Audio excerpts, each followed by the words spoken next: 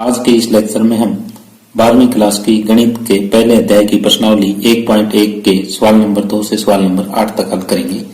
हमें दूसरा सवाल दिया हुआ है कि सिद्ध कीजिए कि वास्तविक संख्याओं के समुच्चय R में एक संबंध दर्शाया हुआ है कि R AP A छोटा है और बराबर है B स्क्वायर से द्वारा परिभाषित संबंध R न समतुल्य है, न सममित है और न ही संक्रामक है। ये चीज हमें दर्शानी है। जब भी हमें न समतुल्य, न सममित और न ही संक्रामक दिखाना हो तो हम एक एक उदाहरण ले लेंगे जो जिससे हमारा R न तो समतुल्य होगा, एक ऐसा उदाहरण ले लेंगे जिसमें R सममित नहीं होगा और एक ऐसा उदाहरण ले लेंगे जिसमें संक्रामक भी नहीं होगा। तो पहला समतुल्य के लिए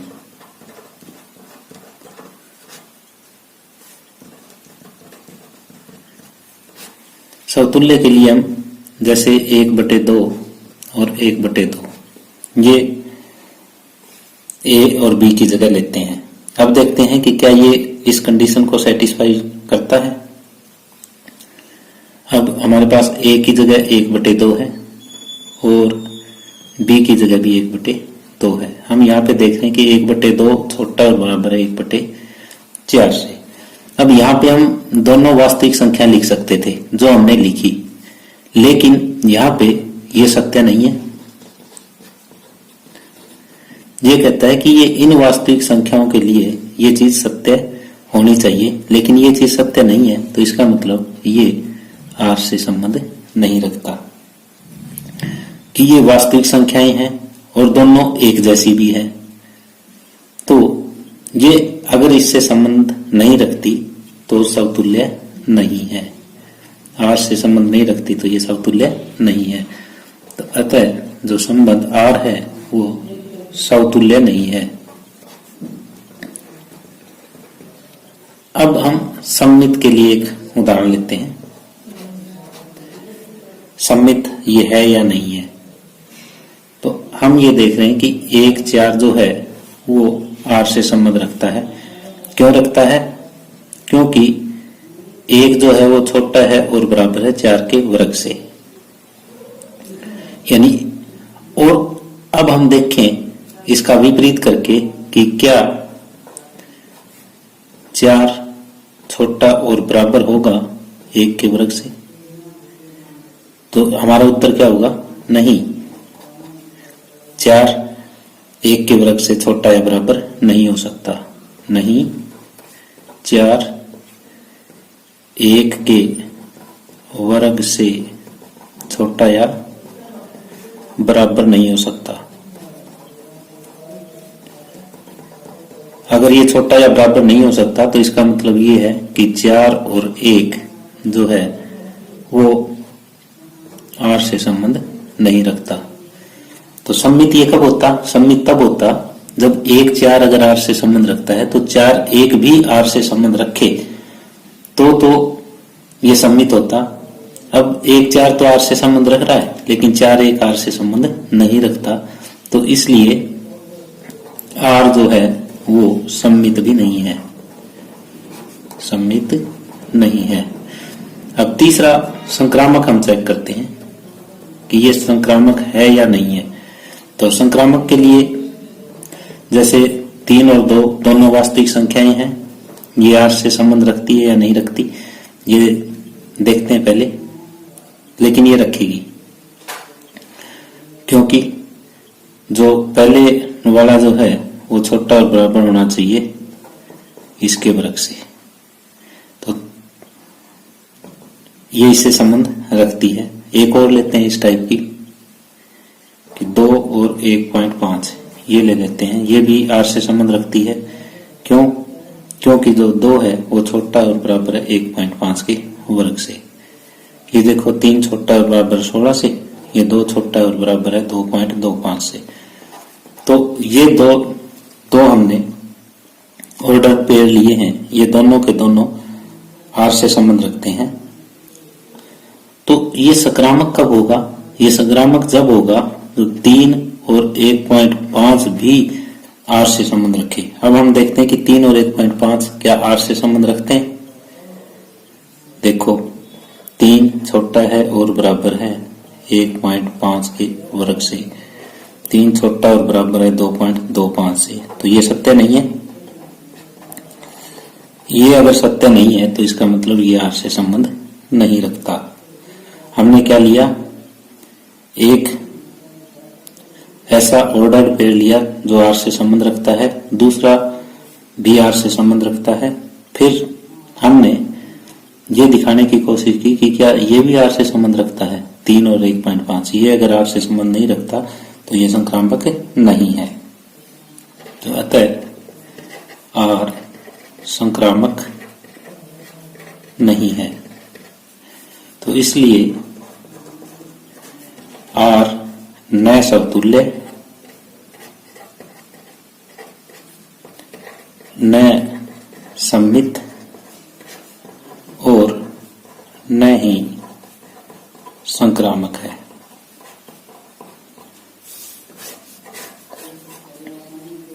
इस तरह से हमारा सवाल नंबर 2 कंप्लीट होता है। अब तीसरा सवाल है, जांच कीजिए कि क्या समुच्चय 1 2 3 4 5 6 में आर ए बी जो है a+1 द्वारा परिभाषित संबंध आर समतुल्य, सममित या संक्रामक है। तो हमें आर जो दिया हुआ है वो ये दिया हुआ है कि ए बी और बी जो है वो ए में 1 जोड़ने पे प्राप्त होता है और ये पूरा इस समुच्चय में है। तो आर के पहले अवयव लिखते हैं हम, कौन कौन से आएंगे।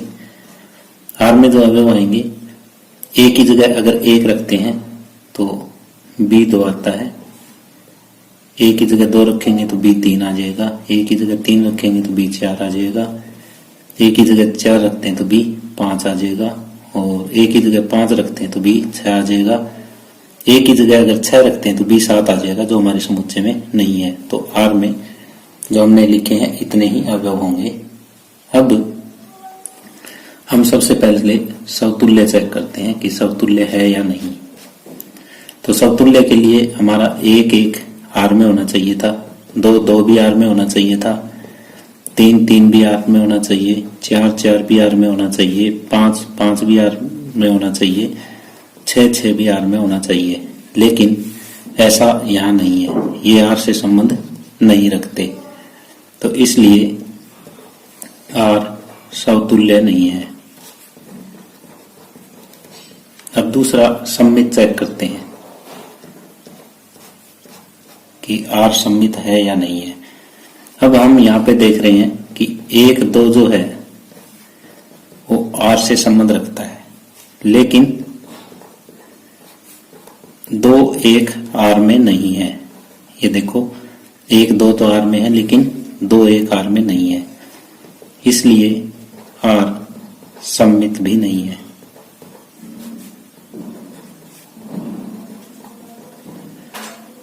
अब तीसरा लेते हैं संक्रामक के लिए कि ये संक्रामक है या नहीं है। तो ये 2 ले लें, पहले वाले कि 1 2 जो है वो आर से संबंध रखता है, 2 3 भी आर से संबंध रखता है। तो ये संक्रामक तब होगा जब 1 3 भी आर से संबंध रखे। तो क्या 1 3 आर से संबंध रखता है? नहीं रखता। लेकिन यहाँ पे 1 3 जो है वो आर से संबंध नहीं रखता, इसलिए आर संक्रामक भी नहीं है।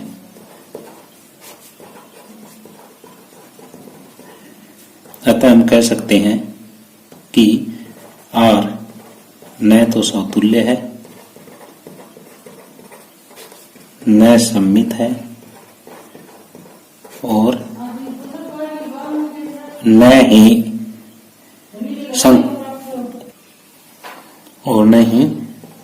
संक्रामक है। तो इस तरह से हमारा सवाल नंबर 3 कंप्लीट होता है। सवाल है, सिद्ध कीजिए कि आर में आर यानी ये वास्तविक संख्याओं वाला आर है और ये संबंध आर है। ए बी, ए छोटा है और बराबर है बी द्वारा परिभाषित संबंध आर समतुल्य तथा संक्रामक तो है लेकिन सममित नहीं है, ये दिखाना है। तो हमें जो आर दिया है वो इस टाइप का दिया है कि ए बी और ए छोटा या बराबर है बी से। तो पहले हम समतुल्य चेक करते हैं कि ये समतुल्य है या नहीं है। तो अगर हम a की जगह b लिखते हैं या b की जगह a लिखते हैं, दोनों एक जैसे लिखते हैं कि a जो है, तो क्या a छोटा या बराबर होगा a से? हाँ, क्योंकि a बराबर a होता है। इन दोनों में से एक कंडीशन ये फुलफिल कर रहा है, तो ये r से संबंध रखेगा, क्योंकि खुद के बराबर हो सकता है, इसलिए r जो है वो समतुल्य है। अब हम सममित चेक करेंगे कि ये सममित है या नहीं है। तो अगर हम एक एग्जांपल लेते हैं, 2 4, ये r से संबंध रखता है क्योंकि 2 छोटा या बराबर है 4 से। लेकिन इसका उल्टा करते हैं, 4 छोटा या बराबर नहीं हो सकता, लेकिन 4 छोटा या बराबर 2 से नहीं हो सकता। तो छोटा या बराबर नहीं हो सकता, तो इसका मतलब 4 2 जो है वो r में नहीं होगा। अब 2 4 तो r में है, लेकिन इसका विपरीत 4 2 r में नहीं है, तो इसका मतलब ये हुआ कि r सममित नहीं है। तो यहां जहां सममित नहीं है, ऐसा अगर हमें करना हो तो एक उदाहरण से काम चल सकता है, जो हमने उदाहरण दिया। अब तीसरा है संक्रामक के लिए चेक करेंगे कि संक्रामक है या नहीं है। तो हम ये मान लेते हैं कि ए बी आर से संबंध रखता है, और इस को पहले लेते हुए बी सी भी आर से संबंध रखता है। इसका मतलब ये हुआ कि ए छोटा या बराबर है बी से, और इसका अर्थ ये हुआ कि बी छोटा और बराबर है सी से। अगर इन दोनों को हम कंबाइंड करें, ए छोटा है बी से और बी छोटा है सी से, तो ये हमें ये देगा कि ए छोटा है और बराबर है सी से। तो ए अगर छोटा और बराबर सी से है, तो इसने ये डिक्लेयर कर दिया कि ए और सी भी आर से संबंध रखता है। हम लेके चले थे ए बी आर से संबंध रखता है, बी सी भी आर से संबंध रखता है, सिद्ध क्या कर दिया, ए सी भी आर से संबंध रखता है। तो इसलिए आर संक्रामक है। तो तीनों को अगर कंबाइन करें तो हम कह सकते हैं कि अतः आर समतुल्य तथा संक्रामक तो है, लेकिन सममित नहीं है। तो इस तरह से हमारा सवाल नंबर 4 कंप्लीट होता है। जांच कीजिए कि आर, ये आर जो है वो वास्तविक संख्याओं का समुच्चय है, में आर ये हमारा संबंध है। ए पी, ए छोटा और बराबर है बी क्यूब द्वारा परिभाषित संबंध समतुल्य, सममित अथवा संक्रामक है। तो हम यहाँ पे देख रहे हैं कि आर हमें क्या दे रखा है, ए बी, और ये इस टाइप से दे रखा है कि ए छोटा या बराबर है बी क्यूब से। तो हम यहाँ पे क्लियरली देख रहे हैं कि ए के बराबर कोई रियल नंबर हम 1/2 ले रहे हैं, और बी के बराबर भी रियल नंबर 1/2 ले रहे हैं। दोनों सेम लेने पड़ेंगे अगर हमें समतुल्य देखना है। तो 1/2 और 1/2 इस कंडीशन को क्या सेटिस्फाई कर रहा है? ये आर से संबंध नहीं रखता, क्योंकि 1/2 क्या छोटा या बराबर हो सकता है 1/2 के क्यूब से, यानी 1/2 छोटा या बराबर 1/8 से। तो ये सत्य नहीं है।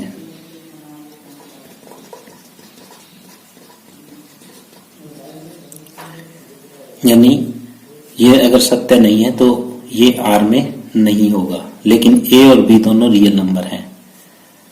तो अगर ये हमारे संबंध आर में नहीं है, दोनों एक जैसे हैं और दोनों रियल नंबर में सेटिस्फाई हो रहे हैं, तो इसका मतलब ये हुआ कि आर समतुल्य नहीं है,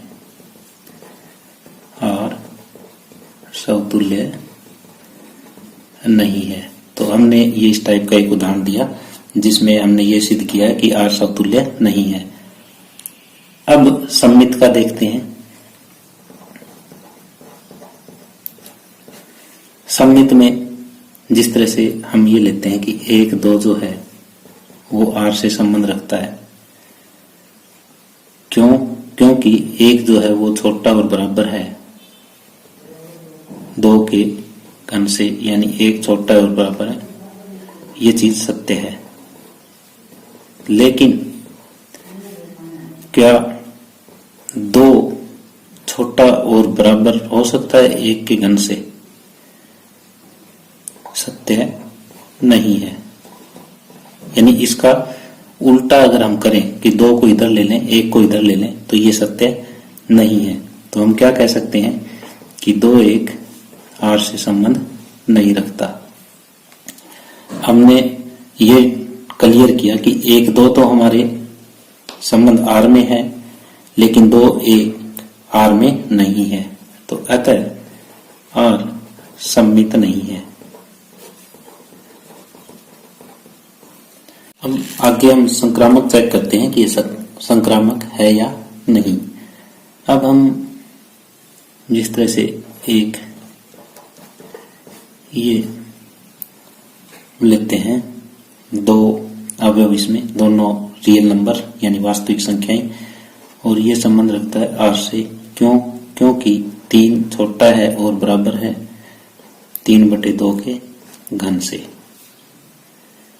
यानी कि 3 छोटा और बराबर है 3 3 27/8, 8 3 24, ये बड़ा ही है, ये सत्य है। और दूसरा एक और लेते हैं जिसमें 3/2 हमारा पहला अवयव होना चाहिए, और एक कोई और ले लेते हैं, ये भी आर से संबंध रखने वाला है। क्योंकि 3/2 छोटा है 6/5 की पावर 3 से। तो यहाँ 3/2 छोटा है और बराबर है 6 6 36 6 216/125, यानी ये 3/2 से फालतू ही है, तो ये सत्य है। तो अब क्या 3 और 6/5 भी सत्य होगा? अगर 3 और 6/5 आर से संबंध रख गया तो इसका मतलब कि ये संक्रामक है, नहीं तो संक्रामक नहीं है। तो ये चेक करते हैं। 3 छोटा और बराबर है 6/5 की पावर 3 से, यानी 3 छोटा और बराबर है किससे? 6 6 36 6 216/125। तो ये सत्य नहीं है। अगर ये सत्य नहीं है तो ये आर से संबंध नहीं रखेगा। अगर ये आर से संबंध नहीं रखता तो आर संक्रामक नहीं है। अगर ये संक्रामक नहीं है तो हम ये कह सकते हैं कि ये न तो समतुल्य है, अतः आर न तो समतुल्य है, न ही सममित है, और न ही संक्रामक है। तो इस तरह से हमारा क्वेश्चन नंबर 5 कंप्लीट होता है। आगे प्रश्नावली 1.1 का छठा सवाल है, सिद्ध कीजिए कि समुच्चय 1 2 3 जिसके अवयव हैं में हमें एक ये संबंध दे रखा है, तो ये संबंध सममित है किंतु समतुल्य और संक्रामक नहीं है, ये सिद्ध करना है। तो इसका हल हम इस तरीके से करेंगे। हमें a बराबर दिया हुआ है 1 2 3 और r बराबर है 1 2 2 1। पहले हम समतुल्य चेक करते हैं कि ये समतुल्य है या नहीं। तो समतुल्य के लिए हमारे पास यहाँ 1 1 भी होना चाहिए था, 2 2 भी होना चाहिए था, 3 3 भी होना चाहिए था। ये R से हमारे संबंध नहीं रखते, क्योंकि 1 1 2 2 3 3 यहाँ होने चाहिए थे, जो यहाँ पे नहीं है। अतः R समतुल्य नहीं है। अब दूसरा हम सममित चेक करते हैं कि ये सममित है या नहीं है। अब यहाँ पे 1 2 जो है वो R से संबंध रखता है और 2 1 भी R से संबंध रखता है, दोनों ये R से संबंध रखते हैं, तो R सममित है, क्योंकि और कोई अवयव है ही नहीं R में जिसको हम चेक कर सके। 2 ही थे, दोनों को हमने चेक कर लिया, दोनों R में है, तो इसलिए ये सममित होंगे। तीसरा संक्रामक चेक करते हैं कि ये संक्रामक है या नहीं है। अब हम यहाँ पे देख रहे हैं कि 1 2 R से संबंध रखता है, 2 1 भी R से संबंध रखता है, लेकिन इसका पहला और इसका दूसरा 1 1 R से संबंध नहीं रखता। तो इसका अर्थ ये हुआ कि R संक्रामक नहीं है।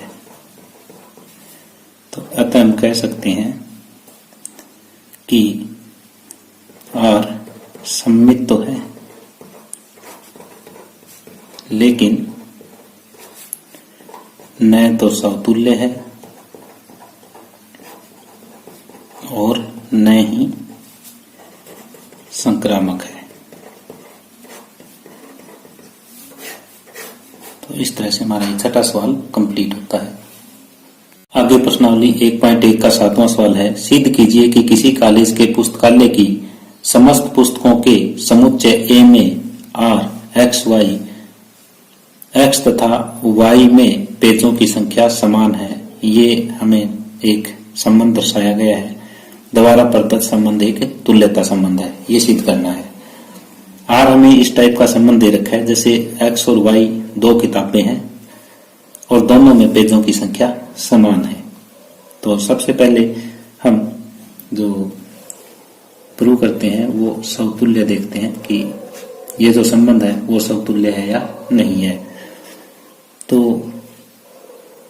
अब देखें X X ये R से संबंध रखेगा, क्योंकि X तथा X यानी दोनों सेम किताबें हैं, यानी एक ही किताब है, तो एक किताबों में पेजों की संख्या जो है वो समान ही होगी। तो इसको कैसे लिखेंगे, क्योंकि X तथा X में पेजों की संख्या समान होती है, ऐसे लिख देंगे। तो ये X X अगर R से बिलोंग करता है तो इसका अर्थ ये हुआ कि R समतुल्य है। अब दूसरा सममित चेक करते हैं कि ये सममित है या नहीं है। जैसे X Y R से संबंध रखता है, इसका अर्थ ये है कि X तथा Y में पेजों की संख्या समान है। तो X तथा Y में पेजों की संख्या समान है, तो इसका अगर Y पहले लिखते हैं X बाद में लिख दें तो भी कोई फर्क नहीं पड़ेगा। तो इसने क्या इंप्लाइज कर दिया, इसने ये कर दिया कि Y तथा X में भी पेजों की संख्या समान है। तो Y तथा X में पेजों की संख्या समान का अर्थ ये हुआ कि Y और X जो अवयव इस तरह से लिखे हमने, ये भी R से संबंध रखेंगे। हम लेके ये चले थे कि X Y R से संबंध रखता है, सिद्ध ये कर दिया कि Y X भी R से संबंध रखेगा। तो यहाँ पे R जो है सममित होगा।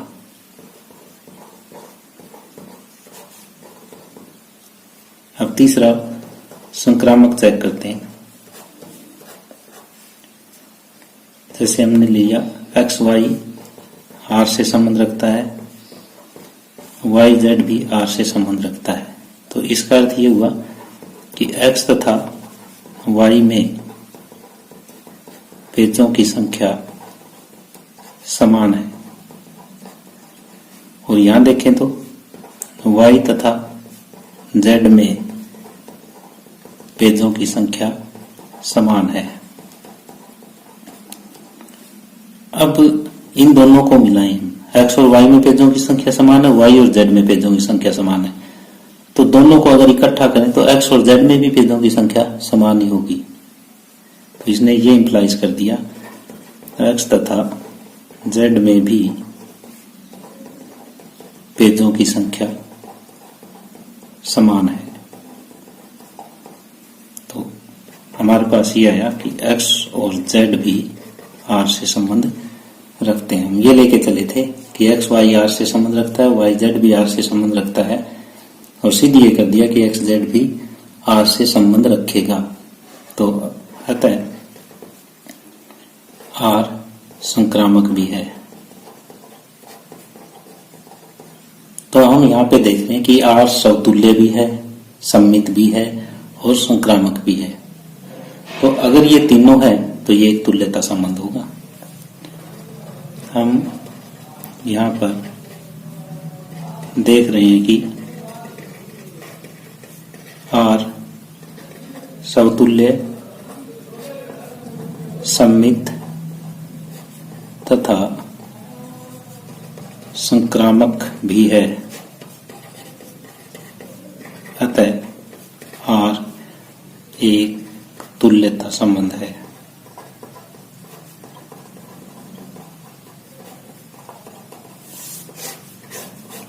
तो इस तरह से हमारा 7वां सवाल कंप्लीट होता है। 1.18वां सवाल है, सिद्ध कीजिए कि a बराबर 1 2 3 4 5 6 में एक संबंध दर्शा रखा है A B a minus B सम है। द्वारा प्रदत्त संबंध R एक तुल्यता संबंध है। तो हमें ये तुल्यता संबंध दिखाना है, तो ये तीनों ही हमें प्रूव करने पड़ेंगे, समतुल्य, सममित और संक्रामक। और फिर इसके बाद ये प्रमाणित करना है कि ये उपसमुच्चय 1 3 5 के सभी अवयव एक दूसरे से संबंधित है और समुच्चय 2 4 के सभी अवयव एक दूसरे से संबंधित है, परंतु ये जो उपसमुच्चय 1 3 5 है इसका कोई भी अवयव उपसमुच्चय 2 4 के किसी भी अवयव से संबंधित नहीं है। ये चीज दिखानी है। तो हमें a बराबर पहले दिया हुआ है 1 2 3 4 5 और r दिया हुआ है ए बी, और a माइनस बी का जो मोड है वो सम है, ये दे रखा है। हम सबसे पहले समतुल्य चेक करते हैं। तो a कोई भी एलिमेंट लिया जो हमने a से, तो अब ये चेक करेंगे क्या a जो है वो r से संबंध रखेगा। तो यहाँ पे देखते हैं a माइनस a का मोड किसके बराबर हो जाएगा, 0 का मोड, यानी 0। तो ये सम है, 0 को हम यहाँ सम मान के चलते हैं, तो ये सम है। तो अगर ये सम है तो ये इससे r से संबंध रखेगा। तो r क्या हुआ, r समतुल्य है। अब दूसरा सममित चेक करते हैं, ये सममित है या नहीं है। जैसे ए बी अगर r से संबंध रखता है तो इसका मतलब ये हुआ कि a माइनस बी का मोड जो है वो सम है। अगर a माइनस बी का मोड अगर सम है तो इसका मतलब ये हुआ कि इसको माइनस ऐसे कर दें, माइनस a माइनस बी का मोड भी सम होगा, और ये अंदर गुणा करें तो b माइनस a का मोड भी सम होगा। यानी ये चीज हमारे पास थी, इससे हम इस नतीजे पे पहुंचे, इससे इस नतीजे पे पहुंचे। तो यहां से हमने क्या डिक्लेयर कर लिया, यहां से ये डिक्लेयर कर लिया कि बी ए जो है वो भी आर से संबंध रखता है। ये लेके चले थे कि ए बी आर से संबंध रखता है, सीधे ये कर दिया कि बी ए भी आर से संबंध रखेगा। तो अतः आर सममित है। संक्रामक चेक करेंगे कि R जो है वो संक्रामक है या नहीं। तो इसके लिए क्या करें, इसके लिए हम मानते हैं ए बी R से संबंध रखता है, बी सी भी R से संबंध रखता है, और हम ये सिद्ध करेंगे कि ए सी भी R से संबंध रखेगा। इससे हमें ये पता लगा है कि ए माइनस बी सम है, और इससे ये पता चला है कि बी माइनस सी सम है। तो अब हम ये डिक्लेयर करेंगे कि ये भी एक सम संख्या है और ये भी एक सम संख्या है, तो इन दोनों का जोड़ भी एक सम संख्या होगा। तो अतः a minus b plus b minus c भी एक सम संख्या होगी। क्यों होगी? क्योंकि दो सम संख्याओं का योग भी एक सम संख्या होती है। अगर इनका मोड का प्लस अगर सम संख्या है तो ये सिंपल भी, जैसे a minus b plus b minus c भी एक सम संख्या होगी। अगर इसको जोड़ें तो ए माइनस सी एक सम संख्या होगी। अगर ए माइनस सी सम संख्या है तो इसका मोड करेंगे तो ये भी एक सम संख्या होगी। ए माइनस सी अगर सम संख्या है तो इसका अर्थ ये हुआ कि ए सी भी आर से संबंध रखता है। तो हमने यहाँ पे पहले ए बी आर से संबंध रखता हुआ लिया, फिर बी सी आर से संबंध रखता हुआ कोई दूसरा अवयव लिया, और फिर हमने ये सिद्ध कर दिया कि ए सी भी आर से संबंध रखता है, तो इसलिए आर संक्रामक भी है। तो अतः हम कह सकते हैं यदि हमारा आर समतुल्य है, सममित है और संक्रामक भी है तो ये तुल्यता संबंध होगा। तो यहाँ पे तीनों चीज है, समतुल्य भी है, सममित भी है, संक्रामक भी है। अतः आर तुल्यता संबंध है। अब हमें आगे इसके दो पार्ट और करने हैं। प्रमाणित कीजिए कि 1, 3, 5 यानी एक समुच्चय दिया हुआ है कि सभी अवयव एक दूसरे से संबंधित है। तो समुच्चय 1, 3, 5 के सभी अवयव विषम है, और यदि हम इनको एक दूसरे में से घटाकर उसका मोड करते हैं तो वो हमेशा इवन नहीं आएगा। कि जैसे 3 में से 1 घटाते हैं और फिर उसका मोड करते हैं तो 2 का मोड 2, वो इवन। तो इसमें सभी के सभी अवयव जो है विषम है। तो विषम का जो मॉडुलस है, विषम संख्याओं के अंतर का मॉडुलस, मापांक बोलते हैं इसको हिंदी में, मॉडुलस जो है वो सम होगा। और यदि ये सम है तो इसका प्रत्येक अवयव एक दूसरे से संबंधित होगा। अतः समुच्चय 1, 3, 5 का प्रत्येक अवयव एक दूसरे से संबंधित है। अब आगे हमें दिया हुआ है कि समुच्चय 2, 4 के सभी अवयव एक दूसरे से संबंधित है, ये दिखाना है। तो जो ये हमें समुच्चय दिया हुआ है 2, 4 के सभी अवयव जो हैं सम है, तो सम संख्याओं का अंतर भी एक सम संख्या ही होती है। तो सम संख्याओं के अंतर का मॉडुलस यानी मापांक भी सम होता है। यानी पहले सम संख्याओं का अंतर करें फिर उसका मापांक लें तो वो भी सम संख्या ही आएगी। अतः समुच्चय 2, 4 का प्रत्येक अवयव एक दूसरे से संबंधित है। अब तीसरे में यह है कि परंतु 1, 3, 5 का कोई भी अवयव 2, 4 से संबंधित नहीं है। अब हम देख रहे हैं कि समुच्चय 1, 3, 5 में सभी अवयव विषम है और समुच्चय 2, 4 में सभी अवयव सम है। तो इनका जो अंतर होगा, इनका अंतर एक विषम संख्या होगी। यानी एक सम और विषम का अंतर एक विषम संख्या होगी।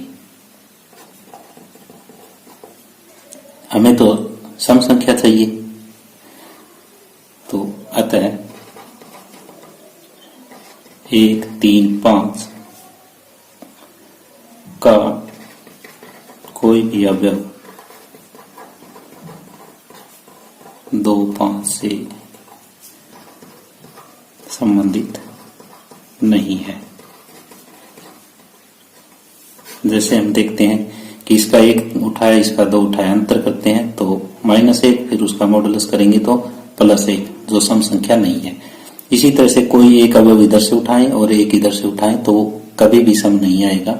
अतः हम कह सकते हैं कि जो समुच्चय 1, 3, 5 है उसका कोई भी अवयव समुच्चय 2, 4 से संबंधित नहीं है। तो इस तरह से हमारा ये 8वां सवाल कंप्लीट होता है।